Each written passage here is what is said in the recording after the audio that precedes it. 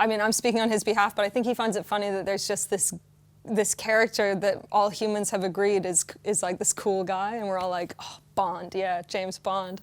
It's kind of lame.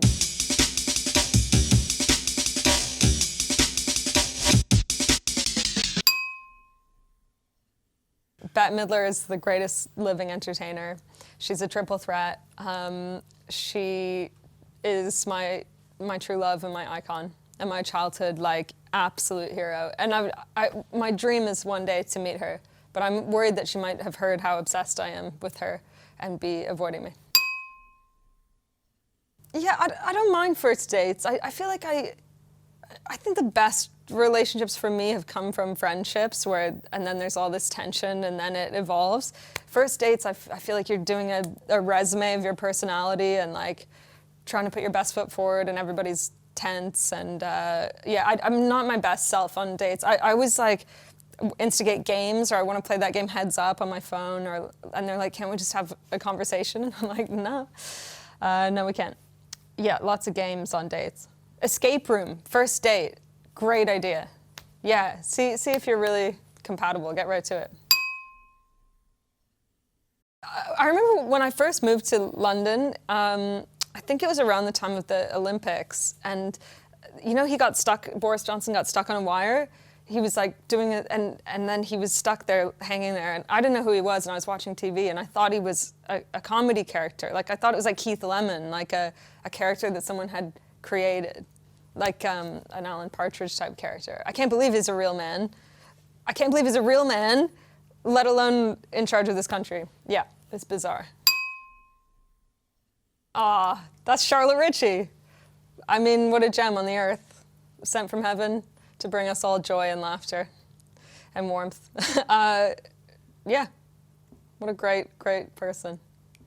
Working with Charlotte was great. We did a lot of talking and hugging and thinking, and she's very thoughtful and quite neurotic in a charming way. And we drank quite a lot, and we watched the new Jumanji. Yeah, when I was in school, I wrote a spec script for Friends when I was about 12. I don't know if I thought I was going to send it to like the producers or something, but I was in it. I had a band with Phoebe. I was in a band, and I was Joey's love interest, which is pretty creepy because I was 12. But it didn't occur to me that that was wrong in any way. And yeah, I love Friends. I mean, what icons! Just if you going back and watching it, as we all have recently, such good performances. It's so tight. I started doing musical comedy. I think most comedians secretly want to be musicians, but I just found that the time in between the songs was getting longer and longer. So like the banter in between the songs was just increasing until the songs disappeared. Yeah, but I still play guitar as a hobby. Is NME music? Cool. Yeah, cool. I love music. I play guitar, and it's more fun as a hobby because there's less pressure. But I grew up obsessed with Elliott Smith, so I'm currently learning all Elliott Smith's discography. And I play sad songs by myself. I write songs and sing them, and nobody will ever hear them. And they're always really like very adolescent, you know? This is one that's would be for my co-writer Joe, who is obsessed with James Bond. Often I'll come in the room and he's going like this. I think that he finds it funny.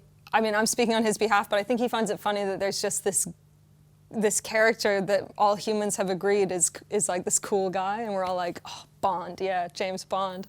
It's kind of lame and embarrassing. Or like, oh, James Bond? I'm not doing it justice, but we do a lot of gun things. Yeah.